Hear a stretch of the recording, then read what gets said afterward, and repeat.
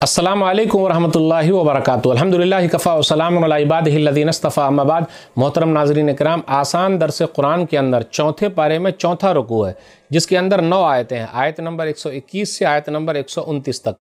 اعوذ باللہ من الشیطان الرجیم، بسم اللہ الرحمن الرحیم۔ وَإِذْ غَدَوْتَ مِنْ أَهْلِكَ تُبَوِّئُ الْمُؤْمِنِينَ مَقَاعِدَ لِلْقِتَالِ وَاللَّهُ سَمِيعٌ عَلِيمٌ۔ اور اے نبی صلی اللہ علیہ وسلم، یاد کیجئے جب آپ صبح سویرے اپنے گھر والوں سے روانہ ہوئے، آپ صلی اللہ علیہ وسلم مومنوں کو میدان احد میں لڑائی کے لیے مورچوں پر بٹھا رہے تھے، اور اللہ تعالیٰ خوب سننے والا، خوب جاننے والا ہے۔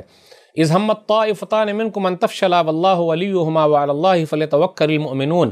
جب تم میں سے 2 گروہوں نے بزدلی دکھانے کا ارادہ کیا اور اللہ ان کا دوست مددگار تھا، اور اللہ ہی پر مومنوں کو بھروسہ کرنا چاہیے۔ وَلَقَدْ نَصَرَكُمُ اللَّهُ بِبَدْرٍ وَأَنْتُمْ أَذِلَّةٌ فَاتَّقُوا اللَّهَ لَعَلَّكُمْ تَشْكُرُونَ۔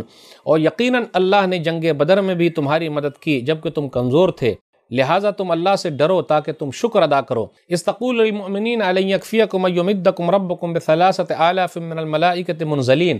اے نبی صلی اللہ علیہ وسلم، یاد کیجئے جب آپ صلی اللہ علیہ وسلم ایمان والوں سے کہہ رہے تھے، کیا تمہارے لیے یہ بات کافی نہیں کہ تمہارا رب 3000 فرشتے اتار کر تمہاری مدد کرے؟ بلا ان تصبروا وتتقوا ویاتوکم من فورہم ھذا یمددکم ربکم بخمسۃ آلاف من الملائکۃ مسومین۔ کیوں نہیں، اگر تم صبر کرو اور تقوی اختیار کرو اور دشمن تم پر فوراً چڑھ آئے تو اسی وقت تمہارا رب 3000 نہیں بلکہ 5000 نشان زدہ فرشتوں کے ساتھ تمہاری مدد کرے گا۔ وما جعلہ اللہ الا بشرا لکم ولتطمئن قلوبکم بہ وما النصر الا من عند اللہ العزیز الحکیم۔ اور اس مدد کو اللہ تعالیٰ نے تمہارے لیے صرف خوشخبری کا ذریعہ بنایا ہے تاکہ اس سے تمہارے دل مطمئن ہو جائیں، ورنہ مدد صرف اللہ ہی کی طرف سے ہے جو نہایت غالب، خوب حکمت والا ہے۔ لِيَقْطَعَ طَرَفًا مِّنَ الَّذِينَ كَفَرُوا أَوْ يَكْبِتَهُمْ فَيَنْقَلِبُوا خَائِبِينَ۔ اللہ یہ مدد اس لیے بھیجے گا تاکہ کافروں کے ایک گروہ کو کاٹ دے یا انہیں ذلیل کر دے، پھر وہ ناکام و نامراد ہو کر لوٹ جائیں۔ لَيْسَ لَكَ مِنَ الْأَمْرِ شَيْءٌ أَوْ يَتُوبَ عَلَيْهِمْ أَوْ يُعَذِّبَهُمْ فَإِنَّهُمْ ظَالِمُونَ۔ اے نبی صلی اللہ علیہ وسلم، اس معاملے میں آپ کو کچھ بھی اختیار نہیں، اللہ چاہے تو ان کی توبہ قبول کر لے، چاہے تو انہیں عذاب دے کیونکہ وہ ظالم ہے۔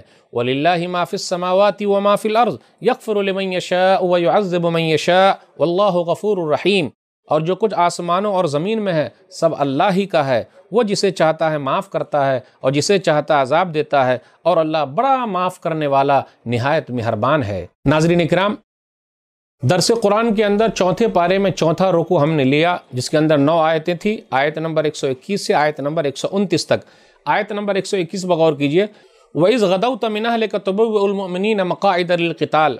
یاد کیجئے جب صبح ہی صبح آپ صلی اللہ علیہ وسلم اپنے گھر سے نکلے اور مسلمانوں کو میدان جنگ میں بیٹھا رہے تھے مورچے پر، تو یہ غزوہ احد کا تذکرہ ہے، اور غزوہ احد کا تذکرہ بہت لمبا چلے گا۔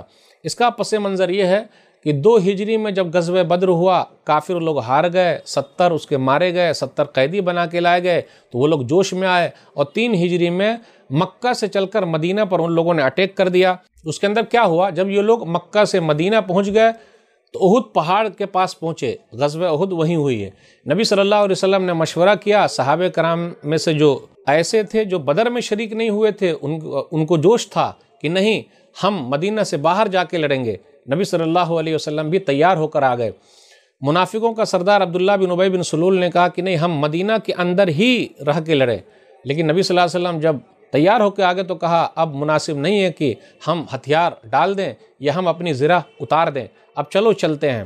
پھر آگے چل کے کیا ہوا، منافقوں کا سردار عبداللہ بن ابی بن سلول اپنے 300 ساتھیوں کے ساتھ واپس آ گیا۔ اب مسلمانوں کی تعداد صرف 700 رہ گئی۔ اس کے بعد یہ ہوا، اب کمزوری آ گئی، اور نبی صلی اللہ علیہ وسلم نے پہلے یہ کہا تھا، 50 آدمی کو بیٹھا دیا تھا ایک جگہ پہ۔ عبداللہ بن جبیر، جیم والے جبیر اس کے کمانڈر تھے، کہاں ہم ہارے یا جیتے تم لوگ مت وہاں سے ہٹنا، لیکن لوگ وہاں سے ہٹ گئے مال غنیمت کے لیے، تو دوبارہ جو فتح حاصل تھی وہ شکست میں تبدیل ہو گئی۔ اللہ تعالیٰ نے مدد کا وعدہ کیا تھا، غزوہ بدر میں 3000 فرشتوں کے ذریعے مدد ہوئی، غزوہ بدر میں 1000 فرشتوں کے ذریعے مدد ہوئی، یہی راجی ہے۔ اس کے بعد کہا گیا اگر اور بھی ضرورت پڑے گی تو 3000 فرشتے جائیں گے، اور بھی ضرورت پڑے گی تو 5000 فرشتے جائیں گے، تو یہ نعمت یاد دلائی گئی۔ لیکن غزوہ احد میں فرشتوں کے ذریعے ایسا نہیں ہوا کہ فرشتے آئے تھے، اس کا تذکرہ راجی طور پر نہیں ملتا، لیکن پتہ یہ چلا کہ جو اللہ تعالیٰ نے وعدہ کیا تھا غزوہ بدر کے اندر کہ 1000 فرشتے، پھر اس کے بعد 3000 فرشتے، پھر اس کے بعد 5000 فرشتے. تو ایسا ہی ہوا غزوہ بدر کے اندر کافی ہوا، 1000 فرشتے آئے اور اللہ تعالیٰ نے فتح نصیب کرا دی.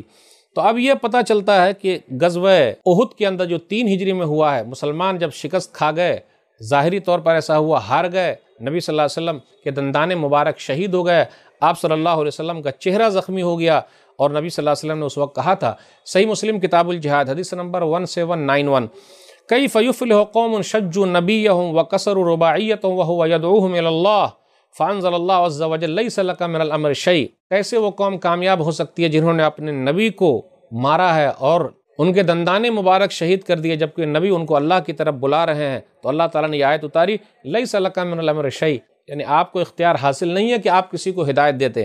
یہ آیت نمبر 128 ہے سورہ ال عمران سورہ نمبر 3 میں. تو نبی صلی اللہ علیہ وسلم کو تسلی دی گئی کہ آپ کے اختیار میں ہدایت دینا نہیں ہے، آپ کا کام ہے کوشش کرتے رہنا، آپ کوشش کرتے رہیے.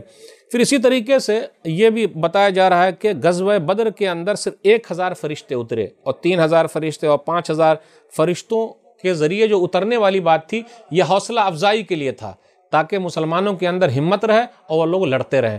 تو غزوہ احد کا تذکرہ ایک لمبا چلے گا، آج کے درس میں بس اتنا ہی. اللہ سے دعا ہے کہ اللہ تعالی ہم لوگوں کے دلوں میں اسلام کی محبت اچھے طریقے سے بیٹھا دے، اللہ تعالی ہم لوگوں کے صابر و شاکر بنائے، اور پریشانی کے وقت میں اللہ تعالیٰ ثابت قدم رکھے. آمین. والسلام علیکم ورحمۃ اللہ وبرکاتہ.